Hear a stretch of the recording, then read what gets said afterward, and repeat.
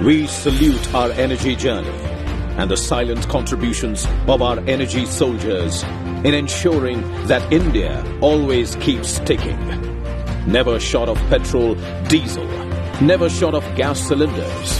Come cyclones, storms, landslides or floods. In the last 1 year, there have been floods in Assam, unprecedented rains and subsequent landslides in Himachal Pradesh, Uttarakhand and Kerala. Different parts of our country have unfortunately been hit by natural calamities.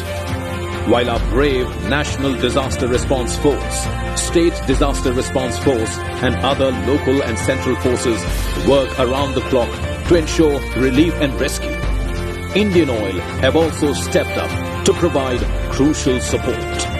In Uttarakhand, where hilly terrains have hindered rescue efforts, Indian Oil ensured that aviation turbine fuel ATF reaches the forward helipads for the airlifting of stranded locals and tourists. In Uttarakhand specifically, Gupt Kashi, 5 sorties rescued 103 individuals with 2 refuelings performed. Gaunchar, 2 sorties rescued 66 people with 3 refuelings provided. Indian Oil's refueler departed from Dehradun and encountered a damaged bridge leading to Gupt Kashi.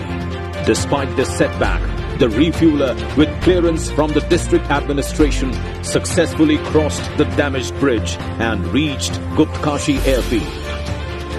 Our operations are in mission mode, driven by a shared commitment to support those in need during these challenging times.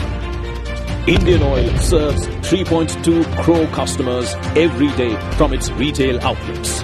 The Government of India, even during the most volatile period in the energy markets, ensured availability, affordability and sustainability of fuel by reducing central excise twice.